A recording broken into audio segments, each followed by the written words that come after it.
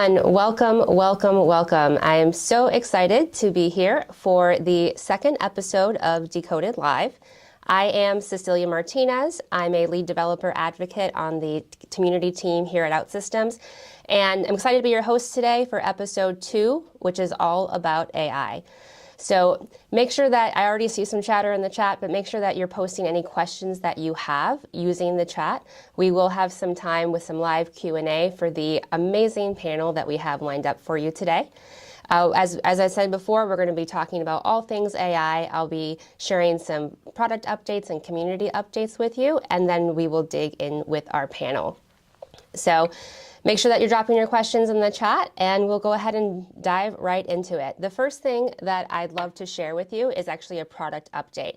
So you may have seen this announcement, but I'm sharing it with you in case you missed it. We are excited to announce that OutSystems recently released the AI Agent Builder for OutSystems Developer Cloud. So the AI Agent Builder is really the easiest way for you to start implementing AI agents into your applications with no AI expertise required. You can integrate with the latest popular models. You can also use your own data sources in order to implement retrieval augmented generation for your apps for a wide variety of use cases for AI agents. Think about things like chatbots for your applications, documentation search with recommendations, even use cases for help desk ticketing interfaces. We've got templates, we've got starters, we've got all kinds of things to get you started really easily. And again, you can use the skills that you already have to build OutSystems applications and start integrating AI with no additional expertise needed. So we'll be sharing a link in the chat to make sure that you can, find out more and check that out. So recently, I had the opportunity to participate in one of our really great community events. One of my favorite parts of kind of my role here and being a part of this team is getting to engage with developers in the OutSystems developer community.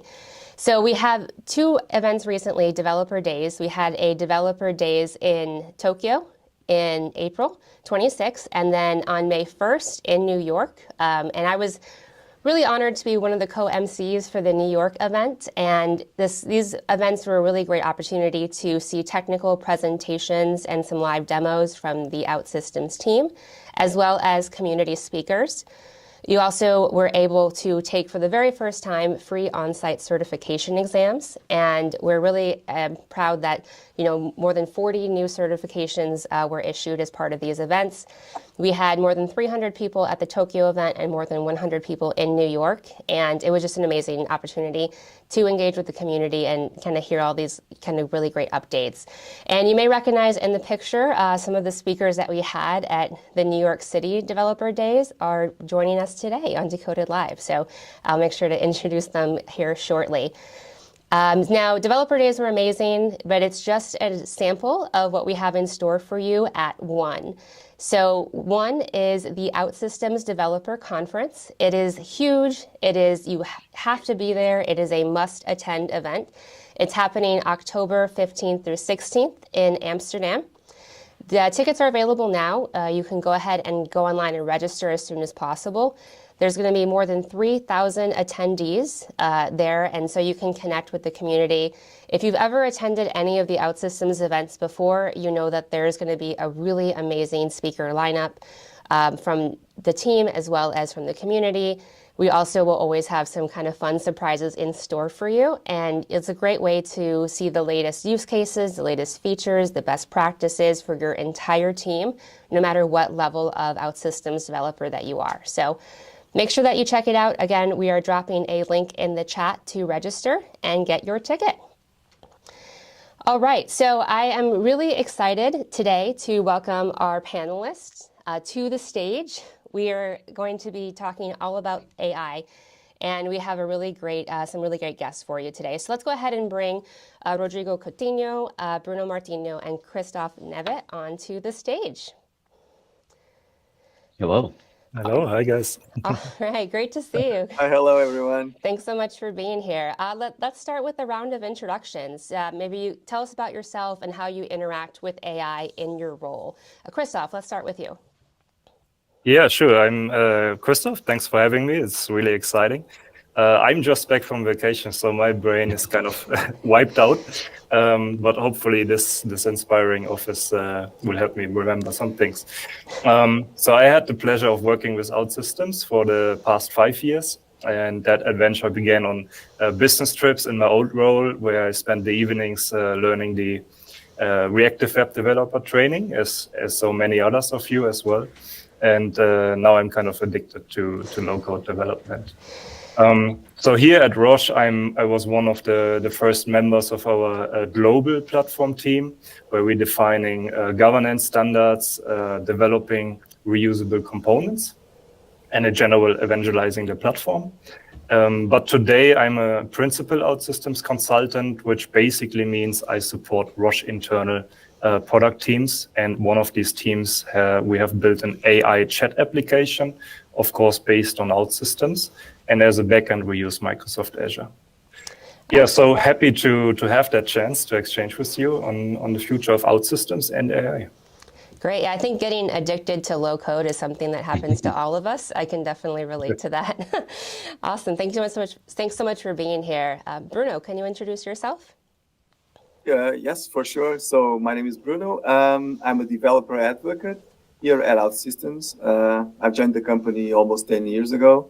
I consider myself an AI enthusiast. It is a topic that interests me. I was part of the AI team here at OutSystems, but now I'm working like I said, as a developer advocate. But I'm still interested in AI and trying to figure out what cool use cases we can solve using AI. Amazing. And last but certainly not least, Rodrigo. So hello, my name is Rodrigo. I'm part of the team of founders of OutSystems. So I've been working around and playing with low code for over 20 years. It's been a very exciting ride. And right now I'm product manager for AI here at OutSystems, trying to bring all these new AI capabilities that are available into our product to help our developers, to help the customers of our developers, and also the entire life cycle using AI. Awesome. Yeah. And so as a reminder, if y'all have any questions for Christoph, Bruno, or Rodrigo, make sure that you're putting those in the chat. So to kick things off, let's talk about kind of the AI ecosystem, right? So AI is everywhere, and there's so many potential use cases for it. I feel like every day we're seeing new applications pop up, new implementations of AI, and everything is moving so incredibly fast. So Rodrigo, at a high level, how is OutSystems approaching the complexity of the AI ecosystem? Mm-hmm. Yeah, so for us, AI is a very exciting space, and all these new technologies and all these new discoveries are very exciting in the sense that they completely align with the OutSystems vision. So all these ideas of having automation and the machine makes us more productive and do a better work, it's everything that we've been doing for 20 years. So we're trying to look at this from a holistic point of view. We focus on three main pillars. Mm-hmm. One of them is in bringing AI, and specifically Gen AI, to our customers' applications. So we want to make sure that you can build apps that are completely AI powered with as little effort and as simply as possible. We are also looking into the full life cycle of the application. So once the application is in production, the story isn't over. You need to make sure that the application is secure, that it's running with performance, and so on. So we have AI-powered capabilities to support the full life cycle of the applications. And finally, of course, we want to support developers, not only in being more productive and delivering value faster, but also in building better applications that have good ideas and that take advantage of the knowledge of the community. And so we are using AI to bring all that inspiration and productivity to developers. Yeah, like you said, like I said, there's so many different use cases, and it sounds like OutSystems is doing their best to cover all of those different potential avenues. And AI Agent Builder, as we showed earlier, that's an example of that kind of first pillar, right? Implementing AI into your applications. Now, I want to hear from Christoph next, because you built an enterprise AI chat ecosystem at Roche, and I'm curious what the motivation was behind using AI. Was it the use case, or was it a desire to actually implement AI? Yeah, so when ChatGPT was released, which I think is just 18 months or so, which is crazy to think about, it was a wild ride. But for us, it was not just mind-blowing, it was idea-blowing, right? And for me, I wanted to use these APIs as quickly as possible. And with OutSystems, I could really focus on the AI part and not so much on the app itself. I could build that quite easily then. But then, enterprise were kind of restricted to use ChatGPT because of the regulations and what data you can upload. So that gave us basically a perfect excuse to build our own ChatGPT application. And I really spent a couple of weeks there developing this. And when I showed it to some important people, let's say, in the organization, they were really surprised how fast, we can build this in a secure way. And actually, we didn't spend $1 on the development cost. So from there, we just said, let's do it. And there were some less technical hurdles as well, but the basic application was ready to go live. And now today, this grassroots app, 1 year later, we have thousands of users. We have a full team who's doing trainings, who's doing marketing. And the nice thing is we have full control over it. So in terms of what features we want to develop, or also the usage insights, how this app is used, and we have end-to-end security here in place as well. So this is really great. Yeah, I love that example and some of the points that you mentioned, because it sounds like you really had this idea, you wanted to be able to leverage AI, and because you were using low code and OutSystems, you were able to just run with it, right? Like stakeholders were on board, you didn't have as many technical hurdles to face. And I think that is a really great example of how you can keep up with the pace of AI and kind of operate in that accelerated way. And chatbots are such a great use case as well, because it's kind of that first interaction that a lot of us have with AI is using something like ChatGPT. But there's a lot of other use cases that are out there as well. Bruno, I know that you're an AI enthusiast and you work with all of our kind of developers in our developer community. So what are some of the maybe more common or more exciting use cases for AI that you've seen? Well, one of the things that I would like to mention is I consider there's an important mark in time that is the release of large language models like with the ChatGPT. Because before that, we were seeing, it was when I was on the AI team, most of the AI that was being implemented was based on top of machine learning models. And we had some really nice examples. So, for example, a company that had a fruit distribution was trying to use image analysis, to try to identify the quality of fruit, for example. Mm-hmm. That was a really interesting use case. And what was one of the things that I really like to see was people looking at the data that they had and using machine learning models to understand what kind of predictions they could do on their own data. Now, after, and I think the biggest release we had was the first ChatGPT, right, where everyone was amazed. Then we saw a little bit of the turning point about the use cases that start being implemented.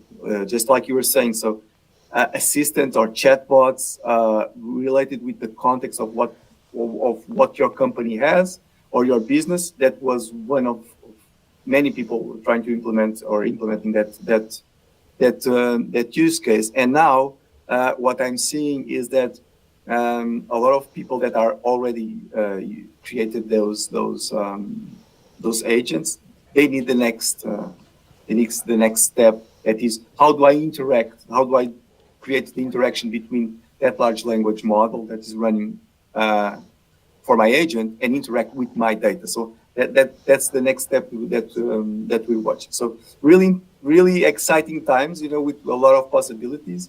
I think we're going to see in the future a lot of interesting things coming. Yeah, data is definitely a big one. I think that's presents such a challenge for so many developers and organizations, especially when you have different sources and potentially different schemas for that data. And so that's super exciting to me as well. I do want to circle back to something that Christoph mentioned around the combination of kind of AI and low code. Rodrigo, I'd love to hear from you. You know, how do these two concepts work together, and how is OutSystems kind of leveraging that combination of AI and low code? Yes, so we really think that low code can benefit a lot from Gen AI. So there are two perspectives. One of them is, for instance, the things that Christoph is building, where we can take these models and take all this complexity that it takes to deal with these systems and turn it all into an icon that you can use in a low code application. That's the role of AI Agent Builder, for instance, where you just take an agent and suddenly it's a very easy to use visual element. But then, of course, also in helping the developer build the applications.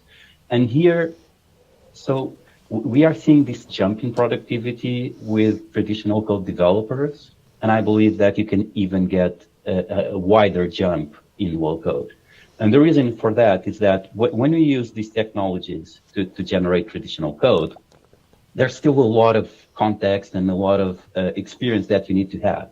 So when Gen AI systems create code, they tend to be a bit creative, and you really need to understand what is going on and be able to do the whole code review step of it, ensuring it fits your architecture. So again, it increases your productivity, but there's still this role of code review and debugging that you need to do.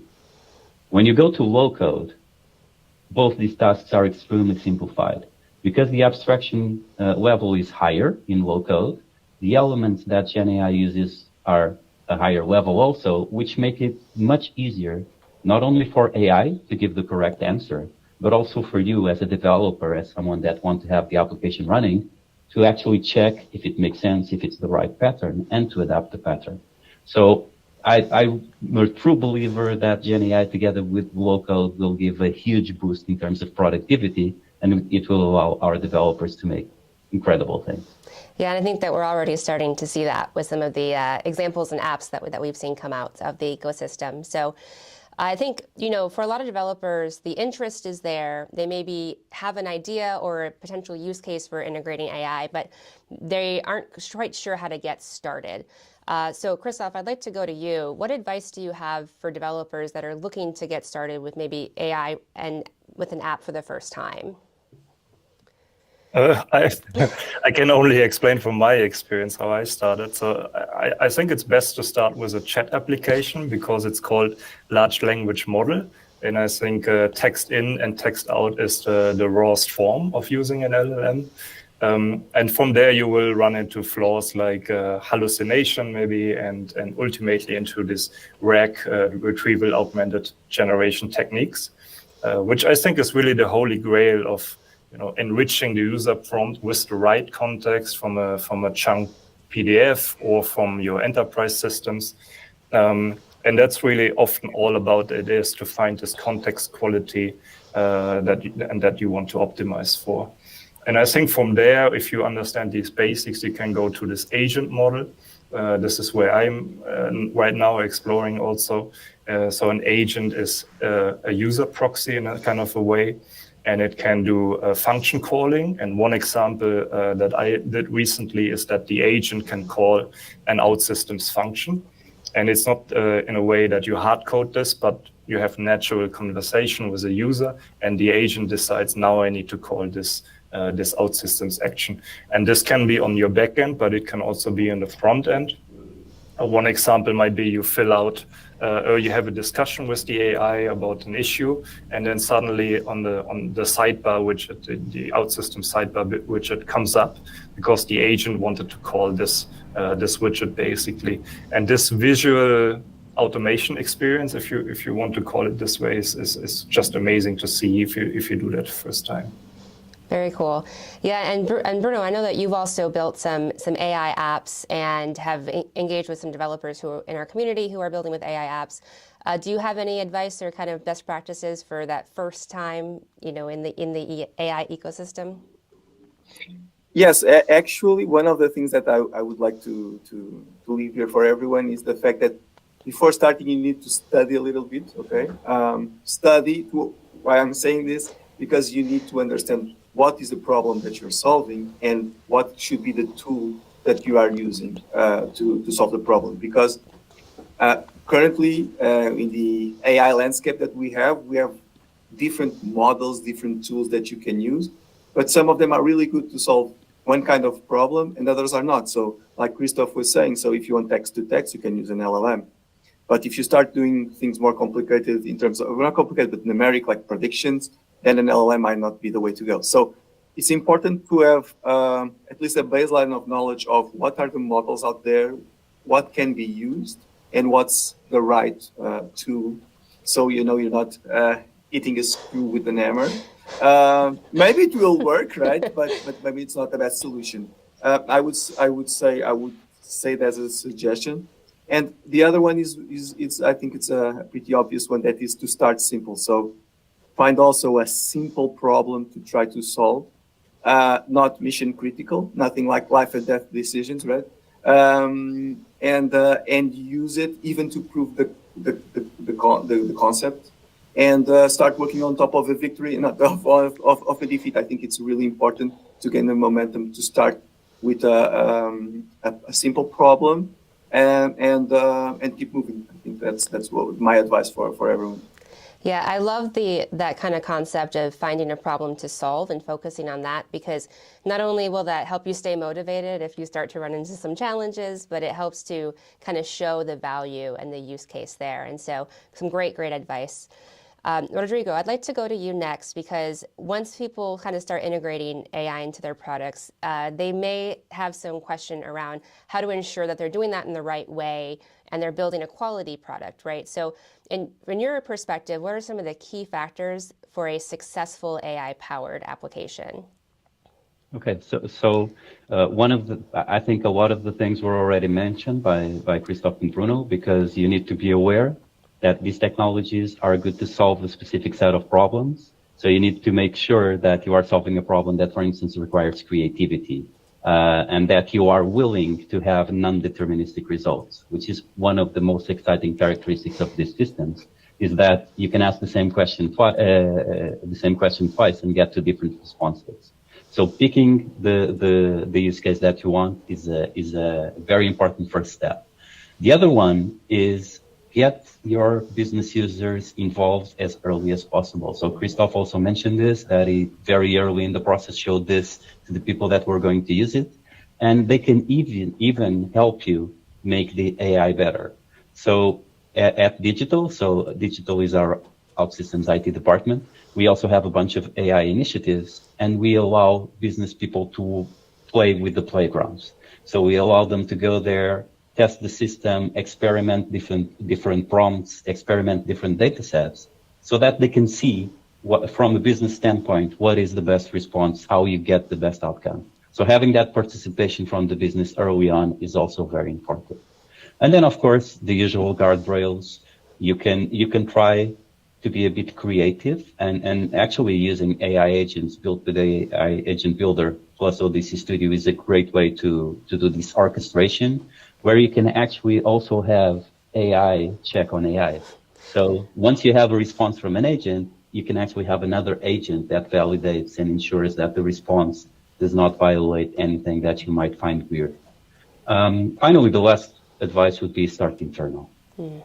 I think a lot of us already heard the stories of what happened when you send these systems to the broader world. Users are very creative, and they usually get AI to say things that you don't want it to say.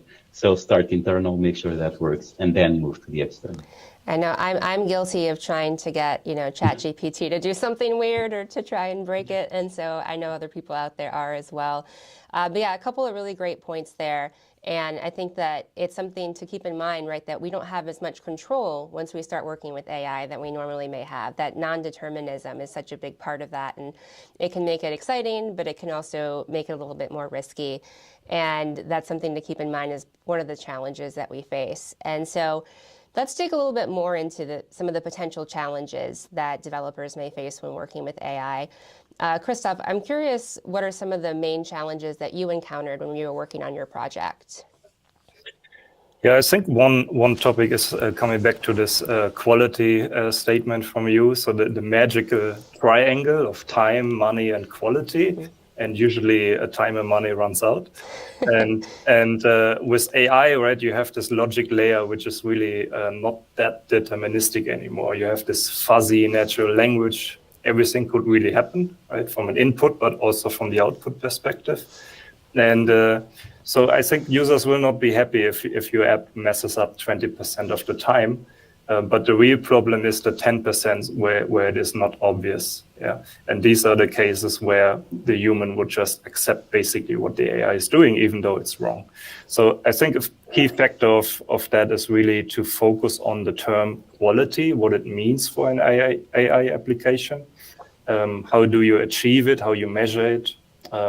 And also, if you work with externals, right, how you bring this into a contractual clause and you can validate and test against these clauses that you have in your contract.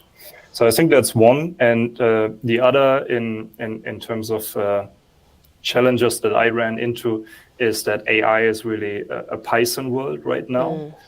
And so I looked at this GitHub repositories, and then I recreated basically the same logic in a visual way in OutSystems.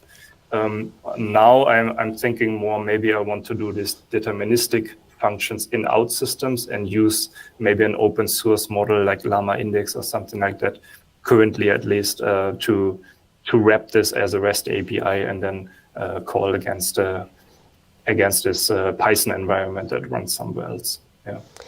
Yeah, and that's definitely something that I've run into as well, kind of coming from more of a JavaScript background, is learning all kind of the language of those models.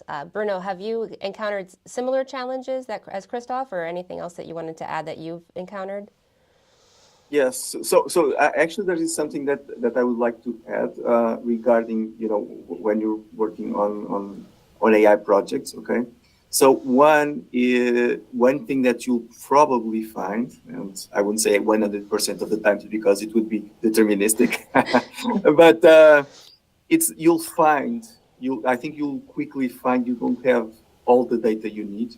So one of the I think the good ideas is, when you're working on this, is to plan the next iterations, and on the previous iterations, prepare the data collection for the next one. Because, like we said here before, data is the center of everything. And if we don't have the data organized or even collected, then our models will not do anything. So I think one of the biggest challenges is trying to make models work without, having the right data, and then how to manage everyone's expectations about it. I think that's one of the biggest challenges that you have, because you might be trying to do omelets. You have everything, right? But then you don't have the eggs, and that's going to be really hard to even to explain to some stakeholders why this isn't working better. And like what Christoph was saying, working just 20% of the time, failing 20% of the time. Yeah, it's important to get those basics right, out of the gate. And so, there are all these different kind of challenges that developers may face. And Rodrigo, I wanted to better understand, how is OutSystems thinking about those challenges and helping to address them within the OutSystems product? Mm-hmm. So in terms of the technical challenges, we are providing all these tools like AI Agent Builder, so that we can bring all the required bits of communication with these new technologies to a low-code environment. So it's just a visual thing. We are also providing the tools so that allow you to iterate this very fast, so that you can try out new prompts, compare different models, compare different approaches, and following what Bruno said, so that you can try out exactly what data is missing, what you need to collect, and give you all that framework. But in the end, the challenge, I think, it's a bit more a challenge of a change of paradigm, how you think about these things.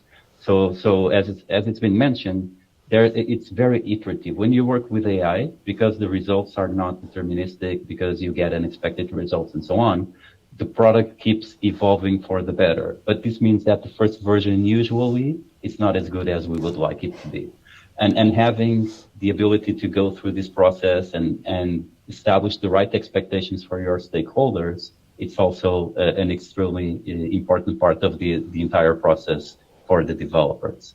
And I think there, again, bringing the stakeholders very early on, giving them the playground like we have in AI Agent Builder and all of that, where they can see the results and the changes that they have as they go along, makes a whole lot of difference. The fact that stakeholders are aware from day one exactly what to expect and what will be the product that will get to them. Yeah, I think being able to communicate all of that, right, is so, so important, and a really great takeaway. Now, we do have some questions coming in from the chat, so I want to make sure we have enough time to answer some of those. But first, before we do that, I wanted to take a look at the future, and I wanted to get your kind of predictions for what you think the next big technological shift is going to come from AI. And Christoph, let's start with you. You know, what do you predict for the future of AI, and what do you anticipate coming down around the corner? Predictions are quite hard, I think, with AI. Every day there's something new. I think yesterday Microsoft framed a picture of a shark, an orca, and a whale, which is coming next. So it's very hard to predict. But there's one thought leader. He's called Tony Sieber, I think, and he's showing the convergence of all these new technologies like solar, like battery, AI, robots, and also the compute power we put behind all of this.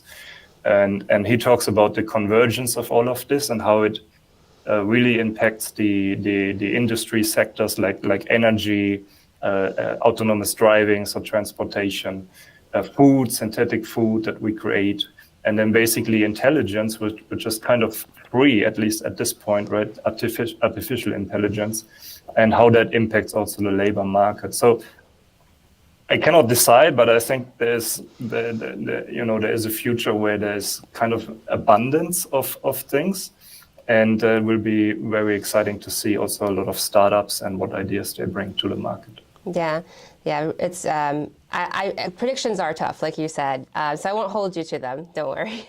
And Bruno, you were talking earlier too about some of the exciting use cases that you see around data, but do you have any other kind of predictions or things that you'd like to see AI do in the future? So one of the ideas that I have, again, like we're saying, predictions, but I think the way this is going, we could have in the future the old way we interact with objects. I think it will change.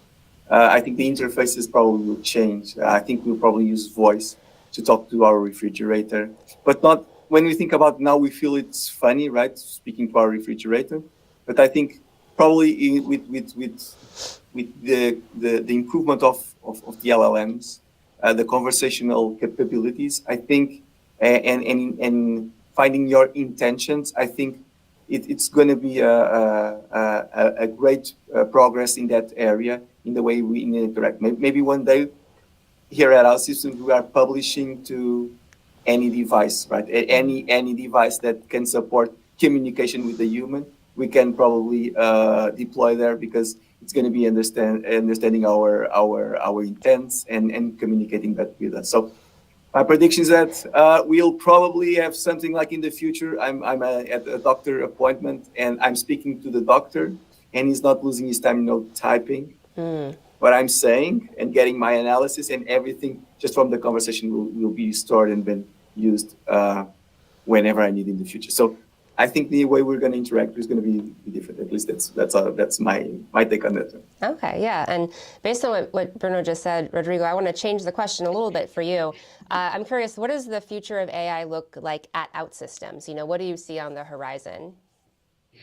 Okay, so that's I'm going to talk about the smaller horizon then, and it's all about, as we mentioned, helping our customers through the several stages that they have. Specifically, one big thing that we want to do is really help everybody to build applications really fast, without having to know a lot about computer science, or without having to learn a lot about OutSystems.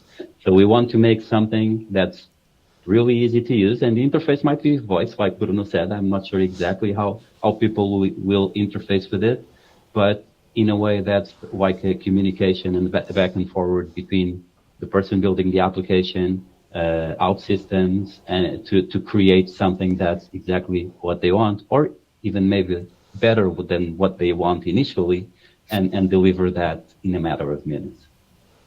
Amazing. Well, I can't wait for it. So I'm sure that everybody watching is also very excited. So like I said, we have seen a lot of questions come in. So now let's go ahead and start with those.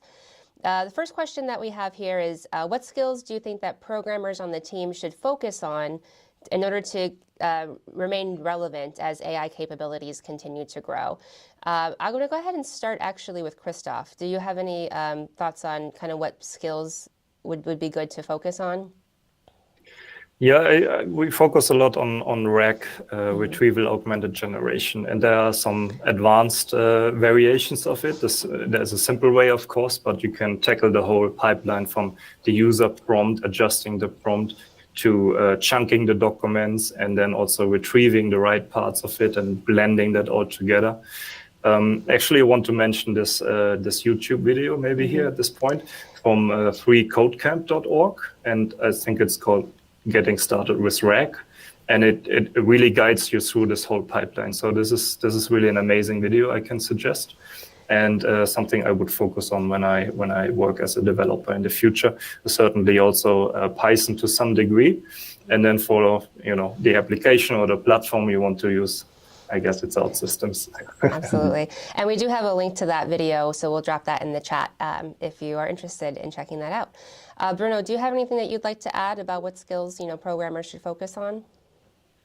Yeah, so I was going to circle back to that study first approach, and also like Christoph was saying, so to look at that. And one of the things that we probably all need to deal with this is going to be to increase our capabilities also of human communication, okay? Because I think we will need that in order to deliver this kind of applications, because everything will be speed up, right? And we need to know that we're working on the right, again, fixing the right problem, using the right tools. I think we don't want situations where you can do something wrong really, really fast. So I would say that I would bet on knowledge about general knowledge first about what's out there, then try to understand specifically how things work, so you can understand what's happening behind the scenes, at least as much as it is possible.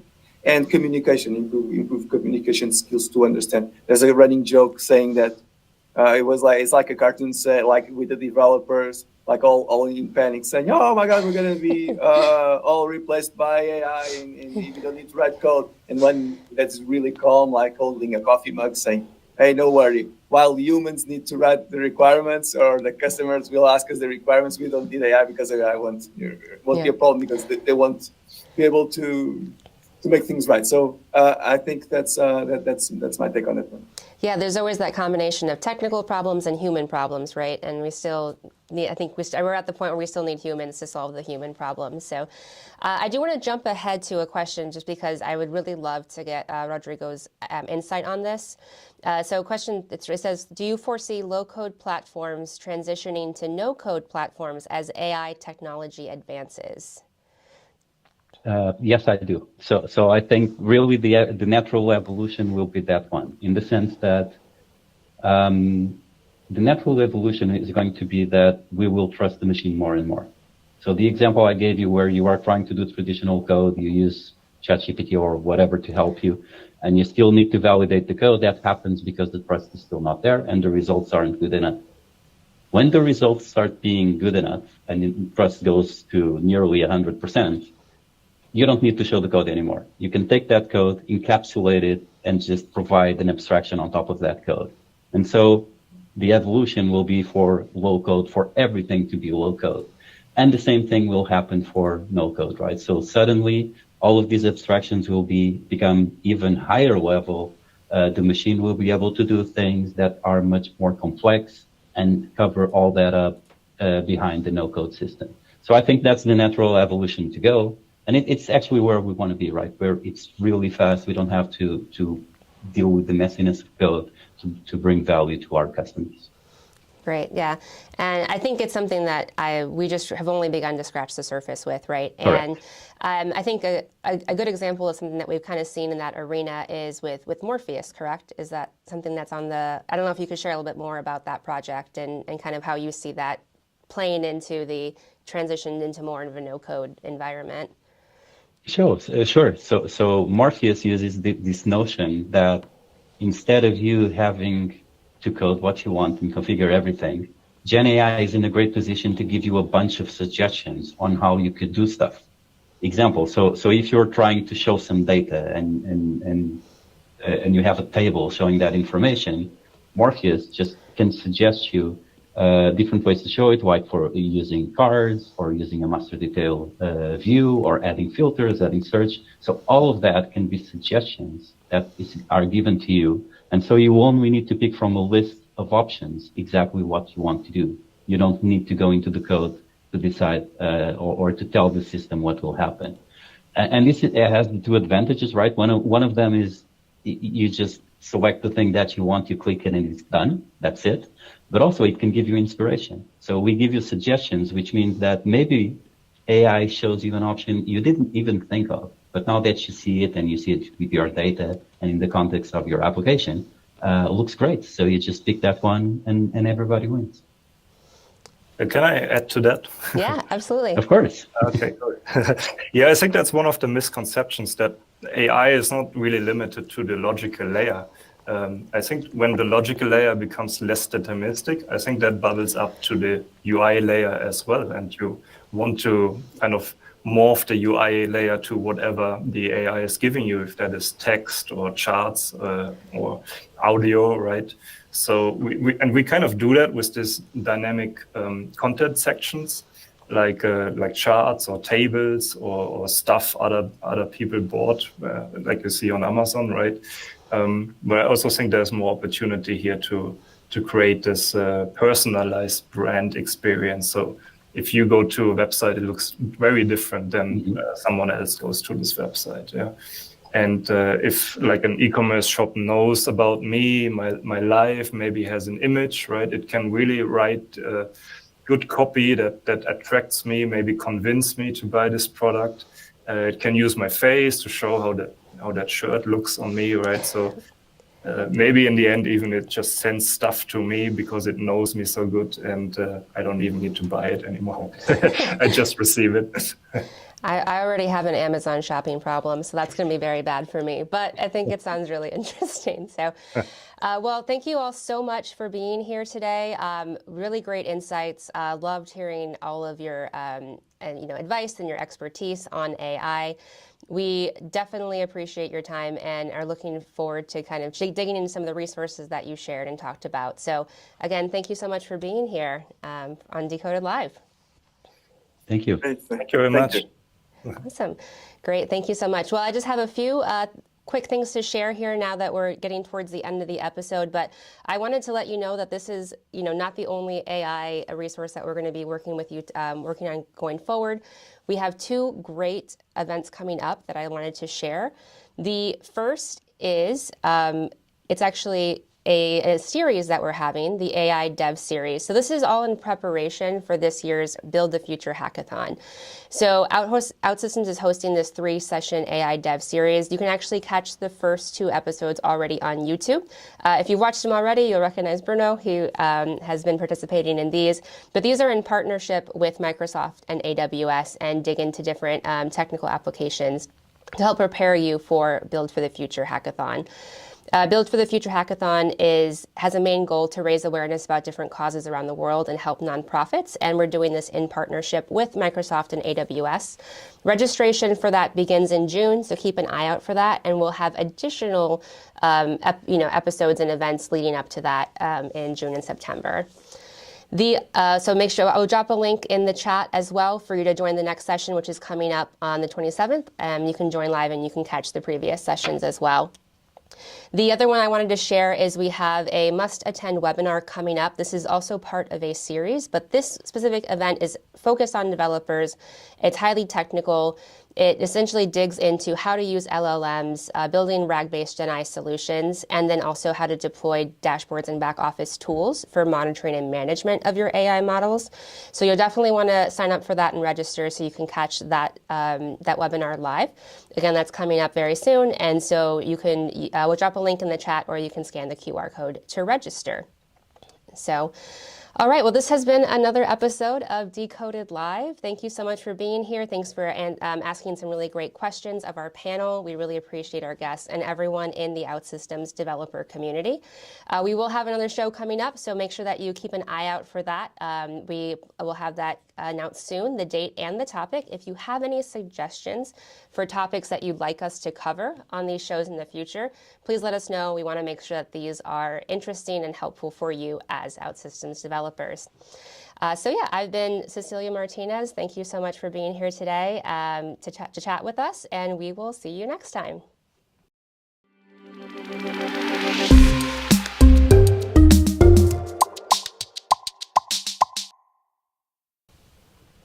And we're off the air. Woo! We did it. Okay.